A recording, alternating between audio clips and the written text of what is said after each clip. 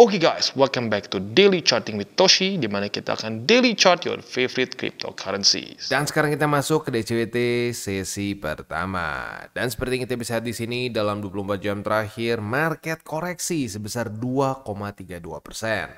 Total market cap turun ke angka 3,26 triliun US dollars. Nah, sebelum kita masuk, seperti biasa gue ingatkan, cara termudah untuk mendukung TCI adalah dengan like our video ya. Oke, untuk kondisi BTC kita bisa lihat di sini, sayang sekali ya. MA20 jebol, struktur 106.200-an jebol, dan juga 104.900-an juga jebol. Untungnya MA50 masih bisa nahan BTC. Ada apa nih bang? Kemarin strukturnya masih oke bang, malah cenderung membuat suatu higher low. Ini secara TA ada apa bang? Oke, secara TA ada resisten di sini ya. Memang sebelumnya sudah reject juga. Tetapi menurut gue penyebab utama dari drop ini adalah ya ini lagi lah ya. Kemarin baru kita bahas ya. Trump masih belum ada tindakan militer ya, masih dibilang ada possibility, ada kemungkinan untuk ikut campur ya dengan urusan Israel dan Iran.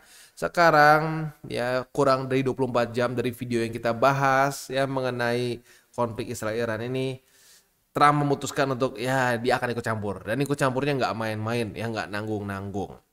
Gila sih ya. Jadi ya sekarang statementnya, sebelumnya kan ini ya, sebelumnya tuh ada kemungkinan, sekarang dia sudah ada apa namanya udah consider beberapa range of option seperti US airstrike, which is crazy itu sebenarnya ya, dan very destructive juga. Nah, kalau kita di sini jadi kurang dari 24 jam lalu dibilang masih ada kemungkinan. Sekarang Trump menyatakan bahwa US punya complete and total control of the skies over Iran. Begitu. Kenapa bisa seperti itu? Karena dia sudah mengirim USS Nimitz ya. USS Nimitz ini adalah aircraft carrier ya. Dan dia basically sekarang sudah ditaruh di Middle East. Ya, dengan seperti itu, US bisa mengirim berbagai macam fighter jetnya, bahkan juga bombernya ke Iran, begitu ya.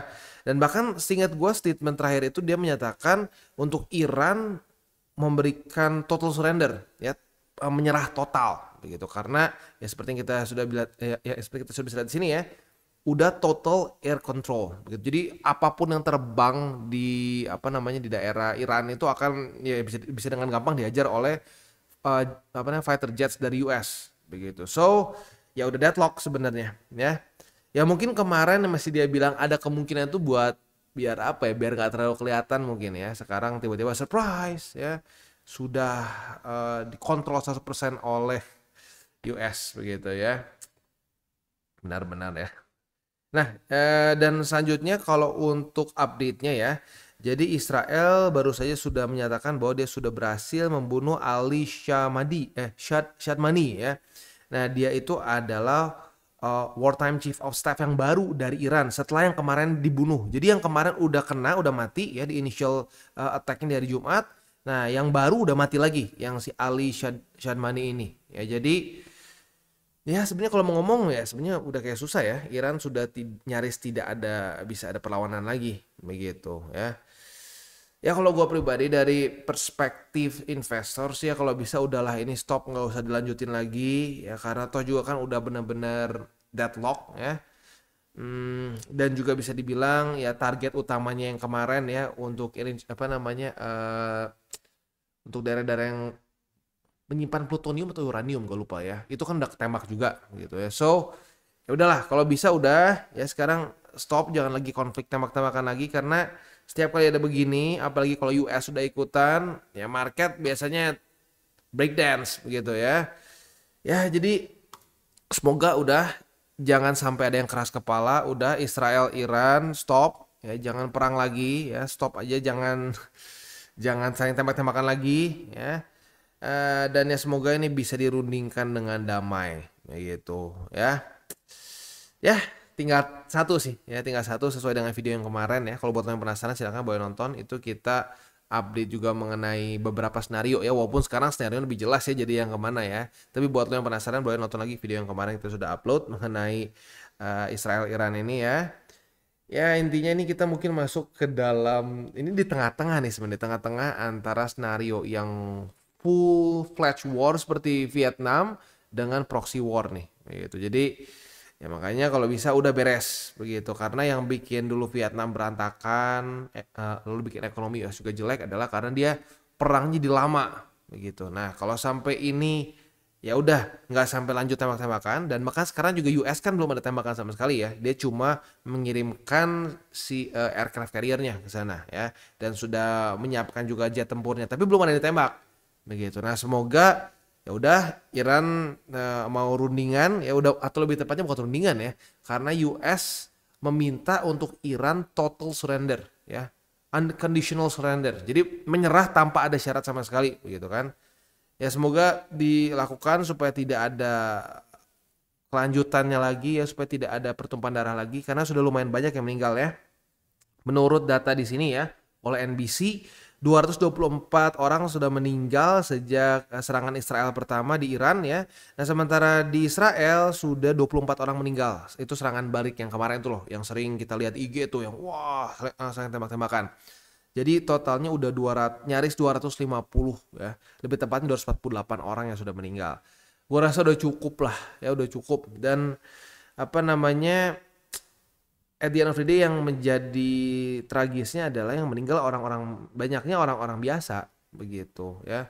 Ini beberapa orang-orang penting Iran meninggal, tapi ya udah cuma sedikit paling ya. Banyaknya mayoritasnya adalah ya civilian begitu ya. Semoga udahlah stop ya, karena perang ya kalau berkepanjangan it's never good gitu ya, at the end of the day ya.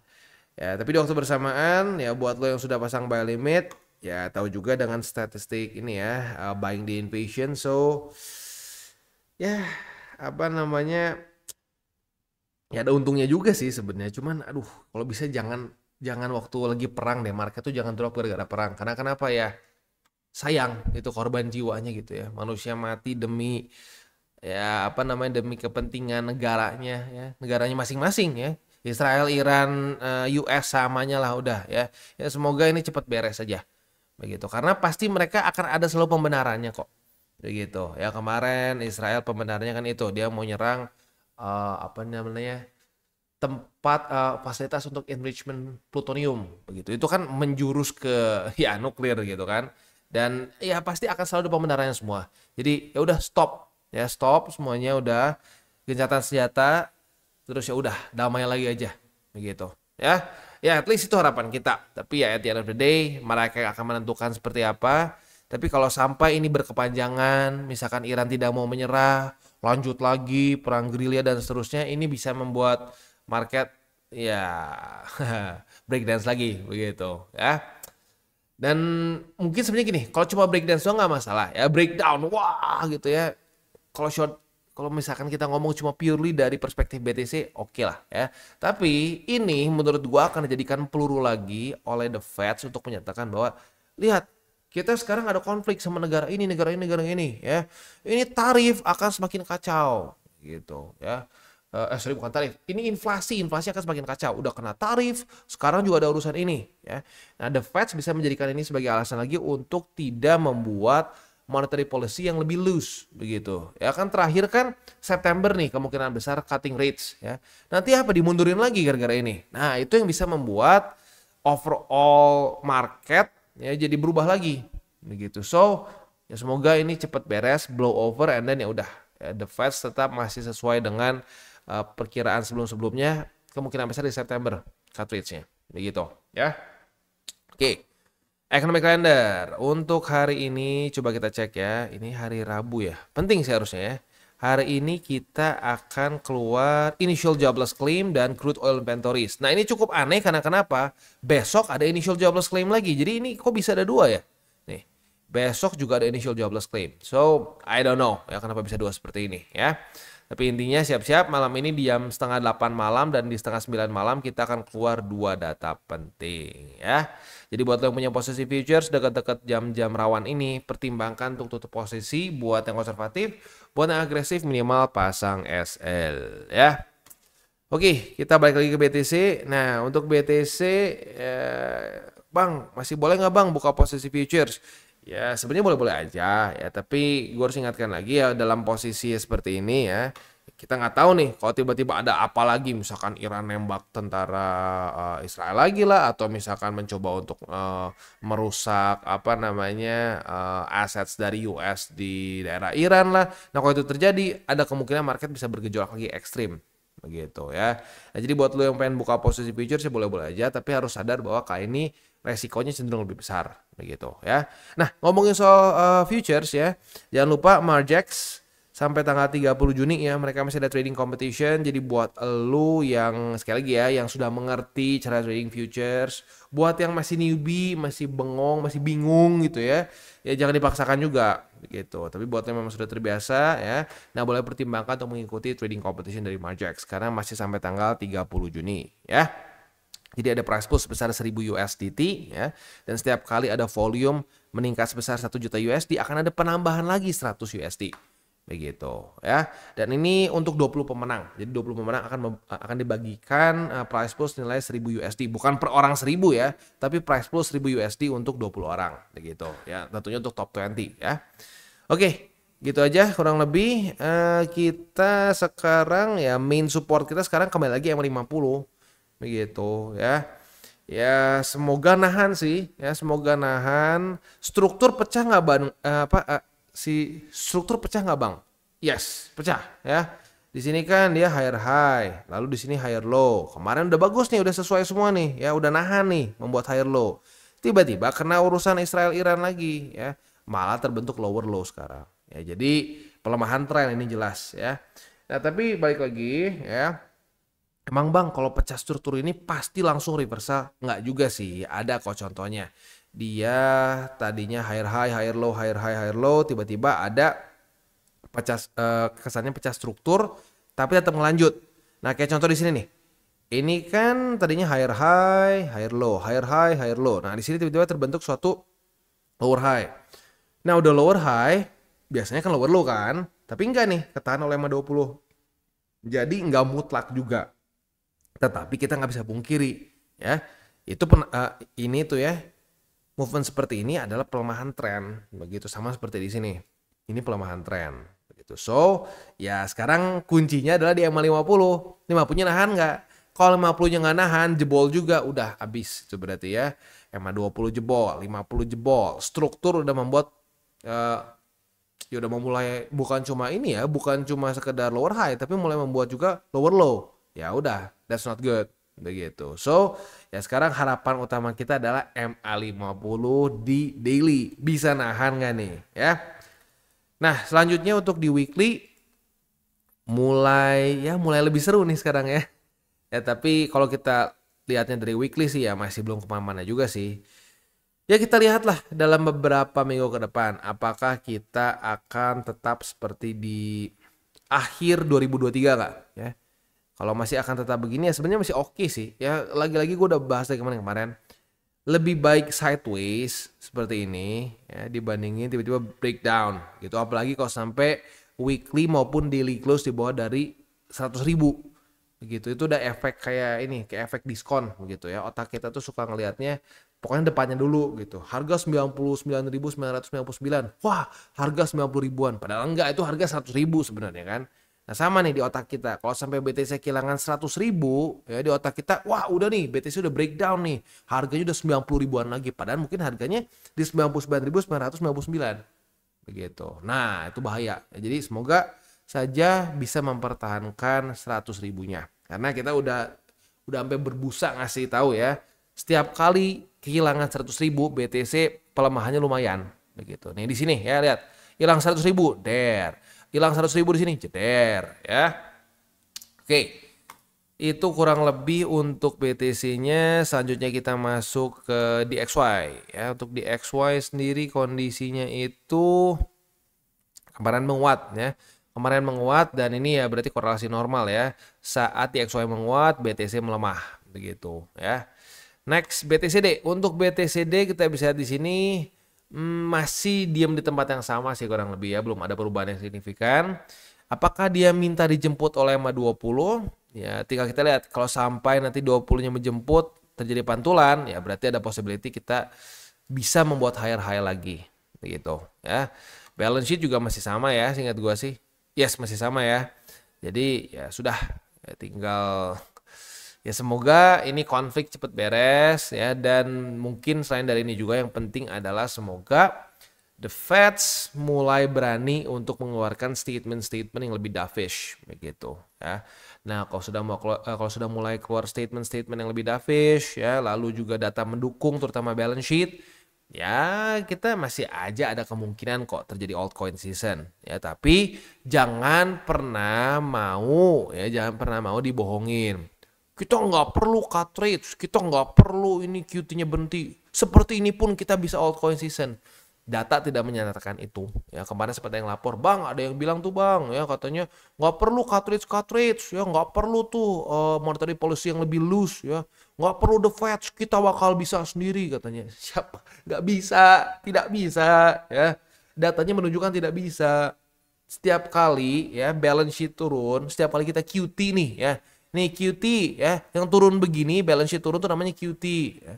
Selama tiap kali dia turun, apa yang terjadi? Lihat korelasinya jelas sekali. Nih, turun. Apa yang terjadi? BTCD menguat. Ya, jadi kita perlu minimal balance sheet. Ya, kalau misalkan kita ngomongin interest rate bisa kok. Ya, ada kondisi di mana interest rate lagi naik, tapi kita altcoin season ada. Ya, tapi nggak pernah kejadiannya. Ya. Kita nggak pernah kejadian sama sekali ya, di mana lagi QT altcoin season nggak pernah, paling fake out ya, fake out kayak di sini nih ya, contohnya fake out itu sebentar kita lihat di ya ginilah ya, kita lihat tahun-tahun lalu deh ya beginilah fake out dikit ya. Nah, yang paling bangke itu apa? Para dukun lagi begini, jualan kelas, altcoin season ya. Mau tahu altcoin yang bisa 100x, gua spill. Tinggal bayar sekian masuk ke grup gua ya. Udah salah, wah ya Dior dong, goblok lu. Gua sih udah kaya dari BTC. Lu goblok kenapa? Ya padahal awalnya dia yang bilang mau spill altcoins kan. Nah, terus dia juga yang bilang katanya mau altcoin season. Taunya nggak kejadian ya. Di sini nggak kejadian. Di sini nggak kejadian. Ujung-ujungnya apa? Gaslight. Ya udah itu ya. Nah, gini, lu udah tahu pattern dukun. Ya lu udah tahu bangsatnya dukun. Nah, ya sekarang tinggal tugas lu untuk jangan kena aja gitu dengan bacotannya lagi. Karena ya beberapa masih ada yang ngomong, masih loh bang, masih berani loh bang, terus aja ngejual altcoin season. Ya masih berani lah, orang masih banyak yang makan ya. Kalau lu masih makan bullshitnya ya dia akan terus jual. Begitu. Jadi dukun cuma antara dua, ya, antara satu dia bodoh beneran, ya udah tahu ada data tapi nggak peduli, enggak, pokoknya altcoin season itu sesuai yang gue inginkan, nah itu bodoh, ya. Yang kedua pura-pura bodoh, ya. Jadi udah tahu datanya tidak mendukung, tapi mau jualan kelas nggak mungkin cuma suruh beli BTC kan, ya udah, gitu. Jadi dia harus berbohong, ngomong akan terjadi altcoin season. Jadi antara dua, bodoh beneran, udah ada data tapi pura-pura udah data, ya. Udah ada data fakta statistiknya tapi dablek bilang pokoknya enggak mereka secara benar-benar percaya bahwa enggak, kali ini akan berbeda gitu. Nah itu bodoh. Yang kedua ya pura-pura bodoh, cuma pengen jualan kelas, jadi ya dia bilang enggak, ini nggak ngaruh, padahal dia tahu ngaruh sebenarnya gitu ya. Oke, beres ya. Apalagi ya? Udah beres. Sekarang tinggal kita masuk ke buy limit aja. Tetapi sebelum kita masuk ke buy limit, seperti biasa gue akan disclaimer dulu bahwa semua konten dari TCI bukanlah financial advice. Ini semua bentuknya adalah edukasi ya. Lalu bagaimana cara untuk mendukung TCI? Ada banyak caranya. Lu bisa like our video, bisa share our video, itu juga bisa menggunakan link referral kita di bawah. Dan sekarang kita akan dengar loop sama sponsor kita pada hari ini. Oke, today's video is brought to you by Margex. Dan Margex ini adalah suatu platform yang fokusnya lebih ke trading futures ya. Nah, yang menarik dari Margex, makanya sekarang sedang ada event trading competition dengan price pool sebesar 1000 USDT, dan setiap ada 1 juta USD dalam bentuk trades akan add 100 USD lagi ya. Ini berlangsung dari tanggal 25 Mei sampai tanggal 30 Juni. Jadi masih ada waktu yang cukup panjang ya. Nah, untuk event ini sendiri ya, quite simple ya, kita tinggal buka a single trade ya dari $10 sampai 100 USD ya. Nah, di situ lo akan eligible untuk mendapatkan reward. Nah, ini untuk top 20 user. Jadi ya lagi-lagi ya, siapa yang paling tinggi maka dia akan menang gitu. Jadi untuk trading competition sekali lagi 1000 USD dalam bentuk price pool, dan juga setiap kali ada tambahan volume sebesar 1 juta USD akan ada tambahan 100 USD lagi ya. Berlangsung dari tanggal 25 Mei sampai tanggal 30 Juni. Nah, untuk Marjack sendiri ya mereka itu seperti yang gue bilang tadi di depan ya, fokusnya lebih ke futures. Nah, di sini walaupun ya fokusnya ke futures bisa juga convert lah. Untuk convertnya ini lo bisa convert ke beberapa major cryptocurrencies ya, kayak contoh lu mau beli dari USD misalkan mau ke mana? Ke BTC gitu. Nah, lu bisa beli gitu ya. Ke beberapa major cryptocurrency bisa ya. Nah, tapi baik lagi fokusnya lebih ke futures. Nah, selain itu juga buat lo yang mungkin memutuskan sudah ya lu pengen belilah beberapa major cryptocurrency di sini, jangan lupa di sini juga ada earn, ada staking ya. Nah, staking ini bisa lo manfaatkan untuk bisa mendapatkan yield dari kripto yang sudah lo akumulasi gitu ya. Nah, selain itu juga ya di sini kita ada copy trading. Nah, untuk copy trading ini ya tentunya buat orang-orang yang mungkin merasa, "Ah, Bang, gua udah coba trading sendiri nih, Bang, tapi mungkin gua ngerasa masih belum puas. Kayaknya ada orang lain lebih jago daripada gua." Nah, lu boleh lihat misalkan di sini ya. Lu bisa lihat dari misalkan ROI tertinggi, follower terbanyak, lalu equity mereka dan banyak lagi. Setelah itu lu bisa follow ya. Nah, itu sih kurang lebih ya untuk di Marjack. Sekali lagi, mereka eventnya itu masih berjalan cukup panjang ya sampai akhir Juni. Price poolnya sebesar 1000 USD dan ini diambil top 20 dari user yang mengikuti kompetisi ini ya. Nah, selain itu juga mereka itu ada ini apa namanya ada bonus up to 10.000 USD dalam bentuk deposit bonus ya. Nah, tentunya bukan buat IWD ya, tapi misalkan lu masukin 10.000. Nah, itu akan 20%-nya dalam bentuk kayak semacam kredit lah ya. Nah, kredit itu berguna untuk apa? Berguna untuk lu buka posisi ya, tapi ya kasarnya nggak pakai duit lo. Jadi kayak inilah, kayak kredit di mana nggak akan ngurangin hasil depo lu. Begitu ya. Nah, itu jadi cukup berguna buat orang-orang yang ya ingin apa namanya ingin membuka posisi, bisa menambah margin lu juga ya dan seterusnya. Jadi buat lo yang tertarik silakan bisa menggunakan link reflector di bawah dan mulai trade di Marjax. Kita masuk ke BTC. Untuk BTC buat yang mau buka posisi long boleh pertimbangkan di MA50 nih, retest 1, retest 2 ya. Jadi boleh limit di MA50, tapi kalau gue kayaknya skip dulu deh ya karena ini masih ada kemungkinan bisa ya ekstra volatile. Tapi buat lo yang agresif ya monggo boleh-boleh saja ya. Limitnya di MA50, target TP ada banyak lo boleh pilih ya. Paling konservatif di 104.944, kalau MA20 juga boleh. 106.000 itu mungkin ya lumayan, tapi ya balik lagi kalau lo agresif silahkan ya. Oke, BTC untuk spotnya di MA50 lalu di angka 103.062 USD dan di 101.199 ya. Next kita masuk ke Ethereum. Untuk Ethereum kita bisa di sini kondisinya itu ya sebenarnya buat lo yang kemarin buka short juga profit ya. Nah, kemarin kita cuma buka shortnya di BTC aja, jadi profitnya cuma di BTC saja ya. Nah, buat yang ETH gue nggak buka, tapi buat yang buka ETH kemarin ya senyum juga sih karena kena target TP ya. Retest 1, retest 2 kebuka posisi shortnya karena di sini profit 3,36%. Asik ya. Oke, setup futuresnya mirip-mirip ya, cuma bedanya kalau BTC di MA50 ini di struktur 2464. Nah, apabila terjadi retest kedua di sini kita bisa buka posisi long dengan target TP di angka 2552 ya. Oke, itu kurang lebih untuk setupnya untuk posisi ini ya, untuk posisi futuresnya. Untuk posisi spotnya ada di angka 2464, di MA50 dan di angka 2363 gitu ya.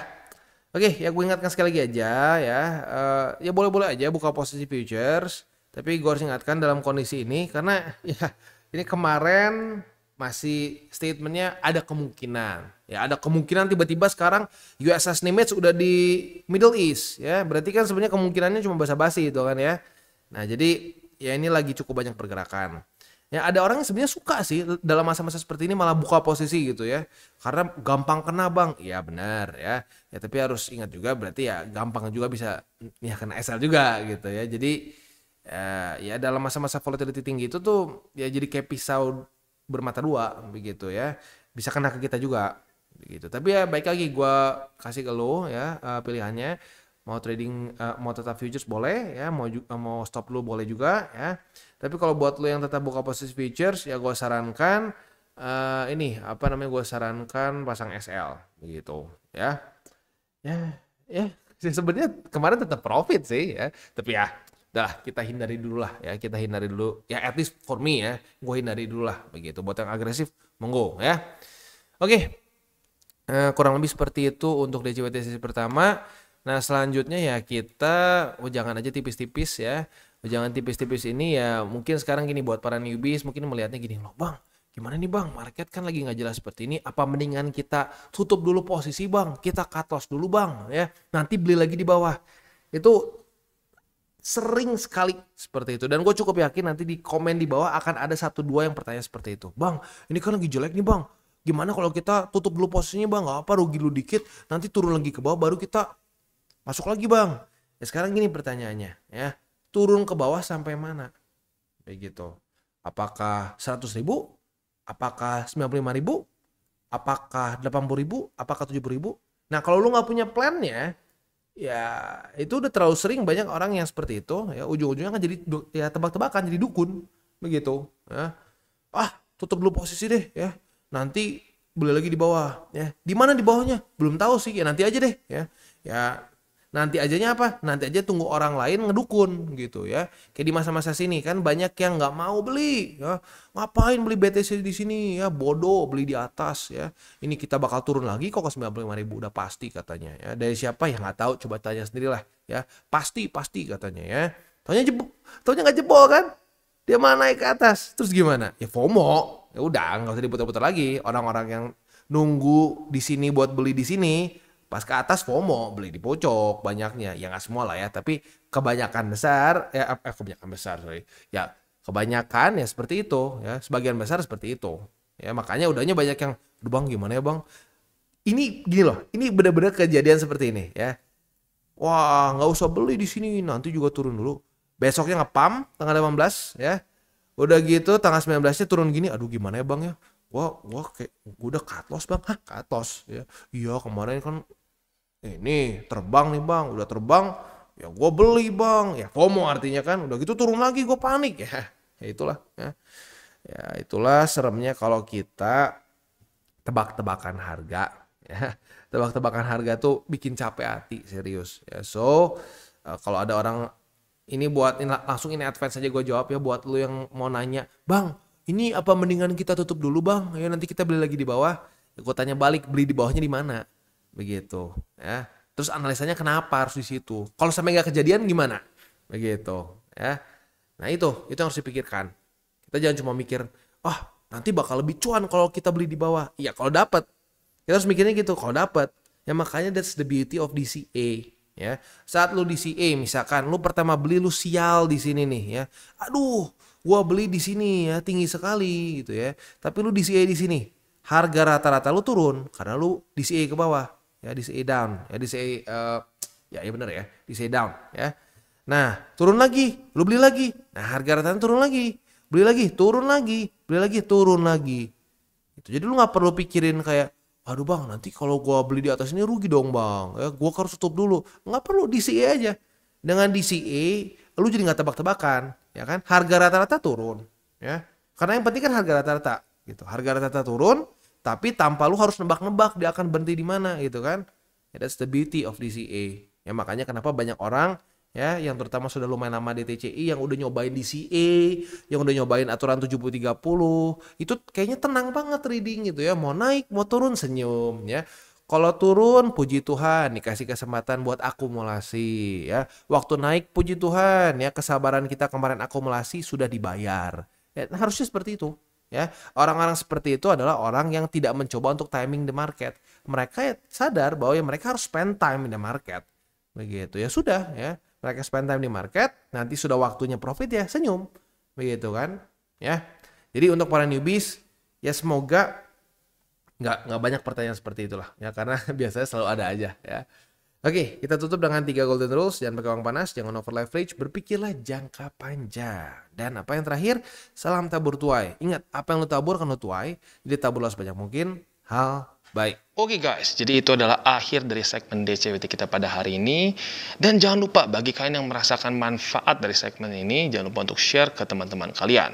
Dan apabila lu pengen mensupport channel kita, ya TCI, jangan lupa untuk menggunakan link referral kita di bawah.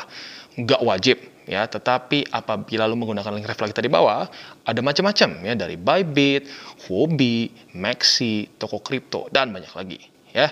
Ya, walaupun nggak wajib, tapi kalau menggunakan link referral kita, lu secara langsung membantu perkembangan dari TCI. Dan satu lagi, jangan lupa juga untuk join Telegram group kita, di mana kita bisa ngobrol-ngobrol santai mengenai dunia cryptocurrency secara dua arah. So, jangan lupa untuk like, subscribe, click the bell icon, and see you on the next video.